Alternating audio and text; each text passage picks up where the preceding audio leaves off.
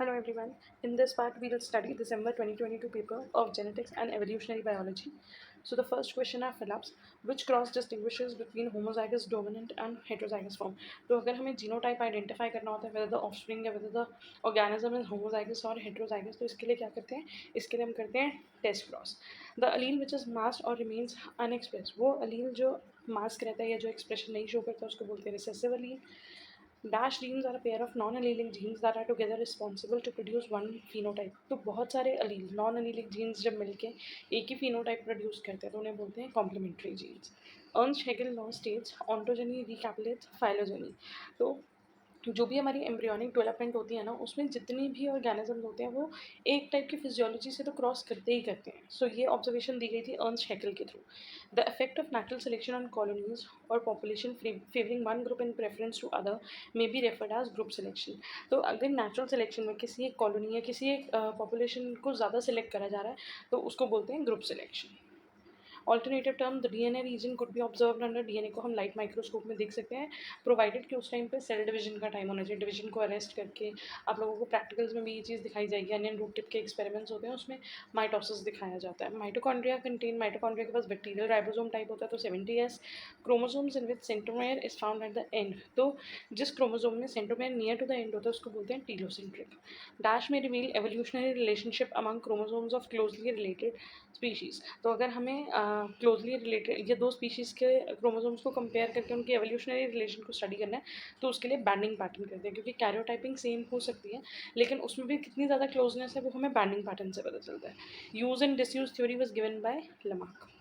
Next explain trisomy 1 that is down syndrome and trisomy 18 that is Edward syndrome. So down syndrome और trisomy 21. Trisomy 21 का मतलब ये है कि ट्राइसोमी मतलब 3 क्रोमोसोम है रादर देन 2 होने के. होमोलोगस पेयर में 2 क्रोमोसोम होते हैं, 2 की जगह यहाँ पे 3 क्रोमोसोम है. और 21 का मतलब है कि ये जो ट्रिपलिंग हो रही है ये कौन से क्रोमोसोम नंबर में हो रही है? 21 नंबर में. So it is a genetic condition in which there is an extra chromosome 21 in the genome. It is characterised by specific facial appearance, muscular hypotonia, cognitive delays and intellectual disabilities. So the person who are having this syndrome जिनकी trisomy 21 होती है या जिनको down syndrome होता है उनके जो facial appearance होती है, जो फेस के फीचर्स होते हैं, आइज़ है, नोज़ है, नेक है, वो थोड़े से डिफरेंट होते हैं. उनकी मसल्स ज़्यादा डेवलप नहीं होती. उनका जो मेंटल एबिलिटीज़ है वो उतनी ज़्यादा डेवलप नहीं होती. Down syndrome is a genetic condition in which an extra copy of chromosome 21 is present in an individual. It was initially observed and described by a British doctor, John Langdon Down, in 1866, and that's why it is called as Down syndrome. It is characterized by special facial appearance, muscular hypotonia, cognitive delays, intellectual disabilities. Cognitive delays lead to abnormal behavior and slower development of speech and language skills. तो इनकी जो speech होती है बोलना या लिखना या अपनी चीज़ को कम्युनिकेट करना that is not that well developed. Down syndrome is identified through prenatal screening. Prenatal screening में कैरियोटाइपिंग के थ्रू या क्रोमोसोमल स्टडीज़ जब करी जाती हैं तो उस टाइम में अगर ऐसी कोई एबनॉर्मैलिटीज़ होती हैं तो वो डिटेक्ट कर ली जाती है. Parents with balance translocation involving chromosome 21 are potential carriers of down syndrome. तो बेसिकली हो सकता है कि ज़्यादातर पेरेंट्स के अंदर जिनके क्रोमोसोम में ट्रांसलोकेशन पहले से होती है वहाँ पे डाउन सिंड्रोम होने के चांसेस ज़्यादा होते हैं. So it requires genetic counselling to prevent the occurrence of this disorder. Maternal age is highly correlated with the occurrence of down syndrome. जितनी भी ट्राइसोमीज हो, सिर्फ डाउन सिंड्रोम नहीं, चाहे एडवर्ड सिंड्रोम हो, चाहे पिटाउ सिंड्रोम हो या कोई भी और क्रोमोसोमल एबनॉर्मैलिटीज़ जो नंबर से रिलेटेड होती हैं वहाँ पे मदर की एज बहुत ज़्यादा मैटर करती है क्योंकि हायर द एज तो वो नॉन डिस्टंक्शन के चांसेस ज़्यादा बन जाते हैं. क्रोमोसोम सेपरेट नहीं होते तो ट्राइसोमी में आकर उसकी फ्रिक्वेंसी बढ़ जाती है.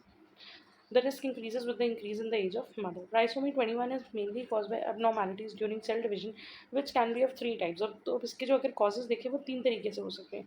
Incomplete trisomy 21, a whole chromosome 21 is present as an additional copy. मतलब कि पूरा ही chromosome 21 जो कि homologous pair में हमारे पास 2 क्रोमोसोम होनी चाहिए वहाँ पे पूरी की पूरी एक कॉपी हमारे पास एक्स्ट्रा है. Mosaic down chromosome syndrome or mosaic trisomy 21 is a rare condition which is found in less than 3% cases in which some cells of the body have extra copy of 21 while others are normal. अब यहाँ पे क्या body के सारे sales में trisomy नहीं है लेकिन सिर्फ कुछ सेल्स में है तो इसकी सिवियरिटी जो है वो डिपेंड करेगी कि कितने ज़्यादा सेल्स इफेक्टेड हैं. The third type is translocation trisomy. Translocation trisomy को अगर हम देखें so it is a type of trisomy which is found only in 2 to 4% cases. This condition arises due to translocation of some part of chromosome 21, usually the long arm to another chromosome, most probably chromosome number 14. तो basically कभी कभी क्या होता है translocation मतलब कि transfer of a chromosome और transfer of a segment of chromosome. तो 21 क्रोमोसोम का कुछ सेगमेंट जो है वो ट्रांसलोकेट होकर क्रोमोसोम 15 के पास चला जाता है। तो उसकी वजह से भी जो फीचर्स डेवलप हो रहे हैं या जो एब्नॉर्मैलिटीज डेवलप हो रही हैं, they all come under down syndrome. Next अगर बात करें ट्राइसोमी 18 की, which is Edward syndrome. Edwards syndrome or trisomy 18 occur due to the presence of extra copy of chromosome 18 in the genome. It gives rise to several abnormalities during fetal development, leading to retardation of growth and physical deformities. यहाँ पे जो complications होती हैं Edward syndrome में वो थोड़ी ज़्यादा होती हैं। जो डाउन सिंड्रोम के पेशेंट्स हैं या जो डाउन सिंड्रोम के बच्चे हैं, जो लोग हैं, वो फिर भी मिडिल एज तक ईजिली, मतलब ईजिली तो नहीं बट खैर सर्वाइव कर सकते हैं। लेकिन जो एडवर्ड सिंड्रोम जिनको होता है उनके जो सर्वाइवल चांसेस होते हैं वो बहुत कम होते हैं।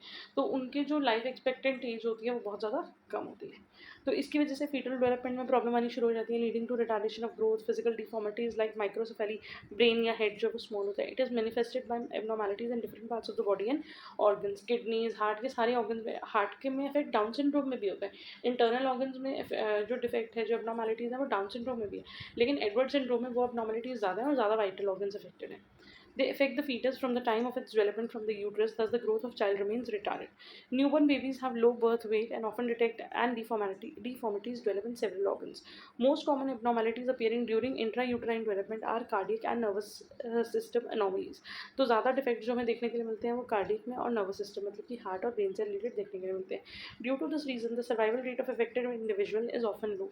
They may die before birth or in the early infant stage. That takes place during early infant stage. The chromosome fail to segregate and non-disjunction of chromosome lead to appearance of 24 chromosomes in the resultant gamete instead of 23. अब यहाँ पे भी mainly क्या हो रहा है, chromosome या तो सेग्रेट नहीं हुई, नॉन डिस्टंक्शन नहीं हुई, सेपरेशन नहीं हुई, जिसकी वजह से गेमीट्स में 23 की जगह कितने क्रोमोसोम आ गए, 24 क्रोमोसोम आ गए। एक एक्स्ट्रा क्रोमोसोम आ गया और वो एक्स्ट्रा क्रोमोसोम नंबर हम कौन से की बात कर रहे हैं, क्रोमोसोम नंबर 18 की। Participation of such gamete in fertilization result in a zygote with trisomy 18 and 47 chromosomes in all. यहाँ पे भी हमें मोज़ैक टाइप का मिलता है syndrome. Mosaic Edward syndrome occurs due to the presence of extra copy of chromosome in only some cells of the body and not all. The severity of disorder depends upon the number and the type of cells that are trisomic. There is another form of Edward syndrome called translocation trisomy. Again translocation में भी ये होगा कि एक जो part है chromosome का वो ट्रांसलोकेट हो जाएगा, ट्रांसफॉर्म हो जाएगा, in which certain part of chromosome 18 get translocated and attached to another chromosome so that the number of chromosome 18 remains as 2 but additional genetic material of chromosome 18 is present on another chromosome. तो chromosome 18 है तो दो ही, लेकिन उसका एक part जो है वो निकल के किसी और क्रोमोसोम के ऊपर है। तो एक्चुअल में chromosome 18 जो है वो 3 पार्ट्स में प्रेजेंट होंगे। This causes the appearance of complexities of Edwards syndrome in an individual. However, the degree of severity ranges from low to high due to partial trisomy depending upon the extent of translocated gene material. तो mosaic हो या translocation type हो, इनमें जो severity होती है वो depend करती है कि कितने एक्सटेंट तक वो स्प्रेड हुआ है। बट अगर कंप्लीट ट्राइसोमी है तो वो लीथल हो सकती है, specially in case of Edward syndrome. So the next question है short note on the following. तो पहला नोट है dosage compensation in human. Dosage compensation एक मेथड होता है जिसमें one of the X chromosome get inactivated in female. जैसे female के पास डबल एक्स क्रोमोसोम्स हैं तो उसमें से क्या होगा, अब इनके पास एक ही क्रोमोसोम की 2 कॉपी है। इन कंपैरिजन टू मैन अगर मेल्स में कंपेयर करें दे आर XY, तो उनके पास एक्स क्रोमोसोम की 1 कॉपी है। तो इसकी वजह से यहाँ पे जो चांसेस है इम्बैलेंस हमें देखने के लिए मिल सकता है। तो during the course of time one of the X chromosome get inactivated, और ये जो इनएक्टिवेट हो गया इसको हम बोलते हैं Barr body. This is dosage composition but it is believe that it is a reversible process, क्योंकि जब अगर कोई फीमेल है जिसके पास एक्स क्रोमोसोम है, उसकी डेवलपमेंटल स्टेजेस में one of the X chromosome get inactivated, Barr body बन गई। लेकिन इट इज़ अज्यूम कि ये रिवर्सिबल है, क्योंकि जब वो उसमें गेमीट फॉर्मेशन होगी और रिप्रोडक्शन होगी तब मदर से जो बेबी होते हैं उन दोनों को एक्स क्रोमोसोम मिलता है। ठीक है, so let us begin with the theory part. In the XXXY chromosome system, males have only one X chromosome that is hemizygous, while the females have two. Thus, males have half the number of X-linked genes as females, और basically जितने भी maximum genes होते हैं ना ज़्यादातर X chromosome पे present होते हैं। Y chromosome पे जो number of genes है वो भी बहुत कम present होते हैं। In other words, the male have only one dose of X chromosome and the females have double dose of X chromosome. We know that the amount of gene product in cell is related to the number of gene copies. कितनी ज़्यादा gene product बनेंगे, कितना ज़्यादा हमारे physical features होंगे वो depend करते हैं कितने ज़्यादा gene copies हमारे पास है। So it would be expected that females would have double the amount of X-linked genes compared to males. Now the question arises, is there any compensation for this dosage difference between the sexes? तो क्या इसका कोई compensation है, या female में सारे अगर jeans double हो गए तो वो भी एक प्रॉब्लम बात हो सकती है? So there is a mechanism which regulate the level of gene product in such a way that both hemizygous and homozygous individual, that is male and female, have the same amount of gene product. तो एक ऐसा mechanism dosage compensation, चाहे वो homozygous हो या वो hemizygous हो, लेकिन दोनों के पास जो gene products होंगे, जो gene frequency होगी, वो same होगी. In humans and other mammals, the necessary dosage compensation is accompanied by inactivation, or we can say turning off, of one of the X chromosome in females. So both males and females have only one functional X chromosome per se. The inactive X chromosome in female become tightly coiled as into heterochromatin. Now this point is very important कि ये जो X chromosome जो inactivate होता है, ये coil होके heterochromatin बन जाता है, एक condensed form of chromatin बन जाता है, which is visible as dark spot, जिसको हम बोलते हैं bar body. It was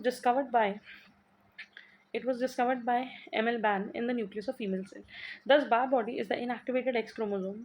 One X chromosome is necessary for normal development in both the sexes. But if an individual has more than one X chromosome, all but one are inactivated and visible in stained somatic cells as bar bodies. The hypothesis that all but one X chromosome are inactivated in each cell was proposed by genetist Marie F. Lyon in 1961, and it is also known as Lyon hypothesis. तो ये भी माना जाता है, अगर कोई abnormal trisomic cases है, मान लो अगर कोई मेटा फीमेल है जिसमें 3 एक्स क्रोमोसोम्स है, ठीक है, या मेटा मेल है जिसमें एक्स वाई क्रोमोसोम है, तो इनके अंदर भी क्या होगा, इनके अंदर जितने भी अदर देन 1 एक्स कॉपी जो है वो रहेगी. अब यहाँ पे 2 एक्स एक्स पे हैं, तो दोनों इनएक्टिवेट हो जाएंगे, and it will have 2 bar bodies. Okay. The next part, double helical structure of DNA. This is, I guess, the simplest question which you can get. DNA का structure आप लोग बहुत बार पढ़ चुके होंगे. The sugar phosphate bone of the two complementary strands are anti-parallel. अगर आप चाहो आप एक बार यहाँ पे structure देख सकते हो कि जो bases होते हैं वो inside होते हैं. जो ये बोन है, जो बैकबोन है, वो बेसिकली शुगर और फॉस्फेट से बनी हुई होती है. दोनों एक दूसरे के पैरेलल नहीं बोलते, हम एंटी पैरेलल बोलते हैं. एंटी पैरेलल क्यों?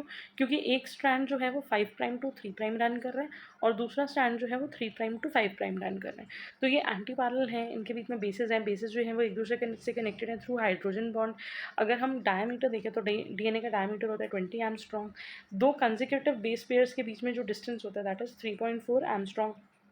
एक टर्न में देर आर 10 बेस पेयर्स. तो ओवरऑल एक टर्न का जो लेंथ हो गया वो हो गया 34 एंगस्ट्रॉम. और यहाँ पे आपको ग्रूव्स दिखेंगे, ये जो गैप दिखेंगे. So there are 2 types of groove. One is minor groove and the other one is major groove. तो कहीं पे हमें मेजर ग्रूव दिख रहा है और कहीं पे हमें ऐसे ये छोटा सा ही ग्रूव दिख रहा है. So this is minor groove. The sugar phosphate bone of the two complementary strands are antiparallel, that is, they have opposite polarity. As one moves unidirectionally along a double helix, the phosphodiester bond in one strand go from 3 prime of one nucleotide to 5 prime of the adjacent nucleotide, whereas those of the complementary strand go from 5 prime carbon to the 3 prime carbon. तो यहाँ पे जो bond है, जैसे एक strand जो है वो 5 prime to 3 prime है और दूसरा जो है वो 3 prime to 5 prime है. This opposite polarity of complementary strands is very important in considering the mechanism of replication. उसके अलावा the distance between the backbone is 20 angstrom. Each base pair is 3.4 angstrom apart. The orientation of the bases rotate with the rotation of double helix. Each base pair offsets by 36 degree. तो adjacent base pairs के बीच में जो turn होता है, अगर हम यहाँ से यहाँ पे इसका टर्न कैलकुलेट करेंगे तो इसने कितना टर्न लिया है 36 डिग्री. तो दैट मीन्स पूरा एक टर्न लेने में 360 डिग्री टर्न लेने में कितने बेस पेयर्स रिक्वायर्ड होंगे? 10 base pairs.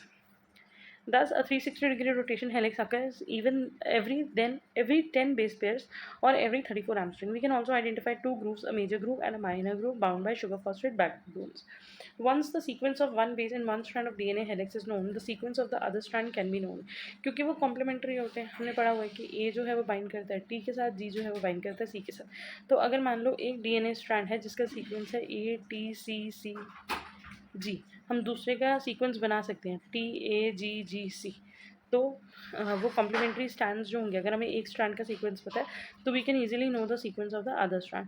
This property of complementary of the two strand make DNA uniquely suited to store and transmit information. Total concentration of pyrimidines जो होती है वो प्यूरिन्स की इक्वल होती है, मतलब थायमीन एंड साइटोसिन मिलके एडेनिन और गुआनिन के इक्वल होते हैं. And this was Chargaff's rule. The next question is what is mutation, mutagenesis को एक्सप्लेन करो और म्यूटेशन के significance. Mutation is defined as any heritable alteration in the genetic material. तो जेनेटिक मटीरियल में कोई भी चेंज होता है तो उसको हम क्या बोलते हैं, म्यूटेशन, जो कि हेरिटेबल हो, मतलब कि जो जनरेशन टू जनरेशन पास करे। द जीनोटाइप वेरिएशन में अकर एट जीन और at chromosomal level leading to change in structure and number of chromosome. Mutation may be generated at DNA level by base pair substitution, addition, deletion of nucleotide, deamination, depurination, किसी भी method से हो सकता है। ऐसा हो सकता है कि डीएनए के अंदर कोई चेंज आ गया। बहुत सारे एजेंट जिनकी वजह से म्यूटेशन होती है उन्हें बोलते हैं म्यूटाजेंस। तो म्यूटाजेंस जो होते हैं वो फिजिकल एजेंट्स भी हो सकते हैं, जैसे X rays, gamma rays, UV rays. वो केमिकल भी हो सकते हैं और वो एनवायरमेंटल या बायोलॉजिकल भी हो सकते हैं।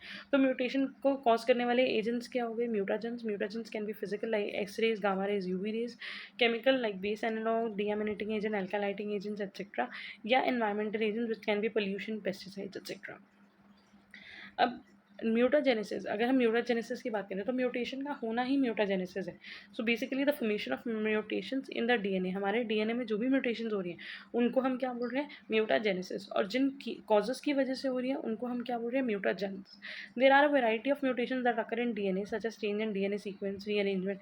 यहाँ पे भी हमने पढ़ा कि डीएनए में जो चेंज आ सकते हैं वो हो सकता है कि डीएनए के अंदर ऐसे कुछ चेंजेस आए हो कि सीक्वेंस चेंज हो गया, अरेंजमेंट चेंज हो गई, मान लो बेस एनालॉग्स, डीप्यूरिनेशन, बेस पेयर कोई ऐड हो गया या बेस पेयर कोई रिमूव हो गया, ये सारी चीज़ें। So many agents like physical, chemical, environmental have mutagenic properties and cause mutation, they are known as mutagens. Mutagenic agents में हमारे पास बहुत सारे आ जाते हैं, लेकिन वो म्यूटेशन करते कैसे हैं, ऐसा हो सकता है they may replace in the DNA, या मतलब कि वो डीएनए के अंदर आके कोई फिट हो जाए या किसी बेस पेयर को उठा के वहाँ पे खुद लग जाए। They may alter the base in such a way that it specifically mispairs with another base. मान लो अगर बेस ए था वो किसके साथ बाइंड करेगा, टी के साथ, लेकिन इसके अंदर कोई म्यूटेशन आ गई, ये अब टी के साथ बाइंड नहीं कर रहा, ये बाइंड कर रहा है जी के साथ। तो ये भी एक जो है वो म्यूटेशन है। They may damage the base so that it can no longer pair with any base. ऐसा हो सकता है कि जो न्यूक्लियोटाइड है वो किसी और के साथ पेयरिंग ही ना करे। They may intercalate themselves in the DNA paving way for addition or deletion. ऐसा भी हो सकता है कि वो डीएनए के अंदर खुद फिट हो जाए। फर्स्ट अगर हम बात करें फिजिकल म्यूटाजेंस की, they consist of high energy radiation. जितनी भी हाई एनर्जी रेडिएशन होती है वो हार्मफुल होती हैं, उनसे म्यूटेशन होने के बहुत ज़्यादा चांसेस होते हैं। The effect of radiation on living cells and tissues is directly proportional to the degree of penetration. जितनी ज़्यादा हम उन रेडिएशन के एक्सपोजर में रहेंगे उतने ज़्यादा चांसेस होते हैं हमारे सेल्स और टिश्यूज अफेक्टेड रहें। तो इसीलिए आपने देखा होगा कि जो भी लोग एक्सरेज वगैरह में या ऐसे ओटीज़ में, या आजकल तो बहुत सारी रेडिएशन थेरेपीज चल रही है, तो इनमें जो काम करते हैं, जो भी लोग ऐसे कोई मान लो डॉक्टर्स हैं या टेक्नीशियंस हैं या नर्सेज हैं जो रेडिएशन के एक्सपोजर का काम करते हैं, तो वो जो प्रॉपर बने हुए सूट्स होते हैं वो वेयर करते हैं ताकि उनका रेडिएशन से एक्सपोजर जो है वो मिनिमाइज हो सके। X-rays, gamma rays, UV rays are short wavelength electromagnetic radiation and which can penetrate the cells and tissues strongly. Next category है केमिकल म्यूटाजेंस की, इसको हमने 4 ग्रुप्स में बांधा है।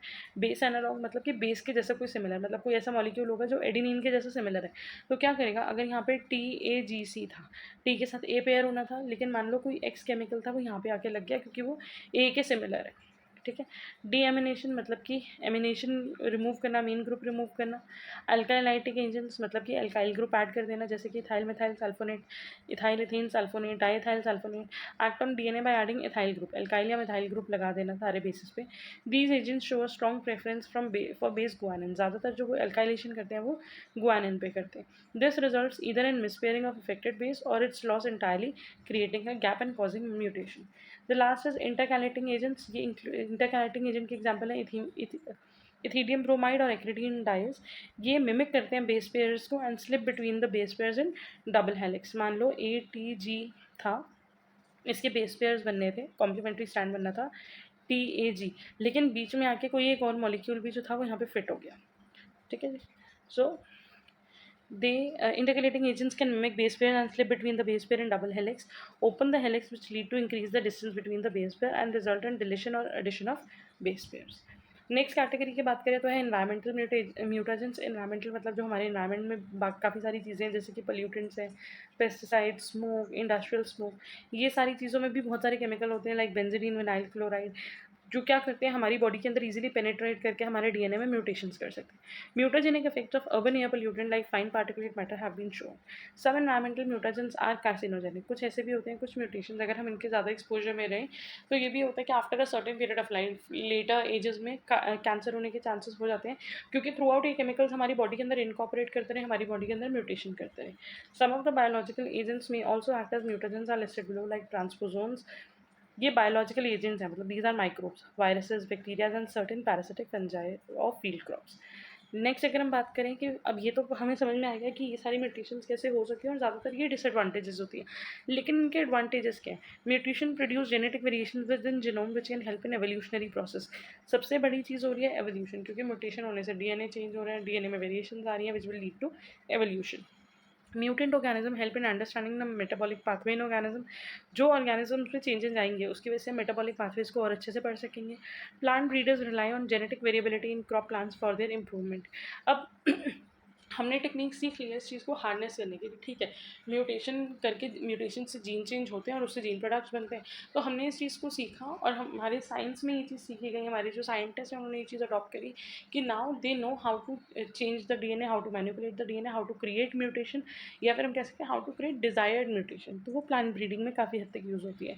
In human specific 32 base pair deletion that is CCR5 delta 32, a genetic mutation leads to HIV resistance in homozygotes and delays HIV onsets in heterozygotes।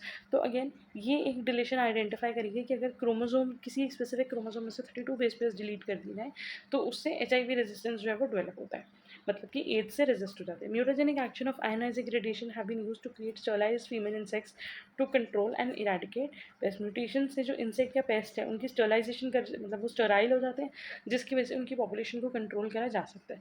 So that mutations are not always detrimental to genome, हमेशा ही खराब नहीं होती, हमेशा ही toxic lethal नहीं होती, but can also be beneficial. Mutation can produce genetic variability which advances the evolutionary process. They are helpful in advancement of study in genetics and improvement of various characteristics in crop plants. Humans के अंदर तो अभी तक ये हमारा law भी है हमारी कंट्री का, बाहर की कंट्री का, कि ह्यूमंस पे एक्सपेरिमेंट नहीं हो सकते, उनके अंदर हम ऐसे म्यूटेशंस क्रिएट नहीं कर सकते। एनिमल्स के अंदर प्रैक्टिसेस होती हैं, बट हाँ सक्सेसफुली ये चीज़ प्लांट्स में बहुत ईजिली हर जगह पे बायो इंजीनियरिंग बायोटेक में अडॉप्ट करी जाती है। The next question is, briefly explain the impact of Miller's experiment on the theory of origin of life. Now, as the name suggests, this subject is genetics and evolutionary studies. तो आपके जो first 2 blocks हैं वो genetics के हैं, block 1 and block 2, और block 3 और block 4 जो हैं वो आपके हैं एवोल्यूशन के। So half of the paper was from genetics and the other half will be from evolution. In this part we have completed the and discussed the answers that were related to the genetics part. In the next part we'll begin with the next portion, that is the evolution part. Thank you and stay tuned.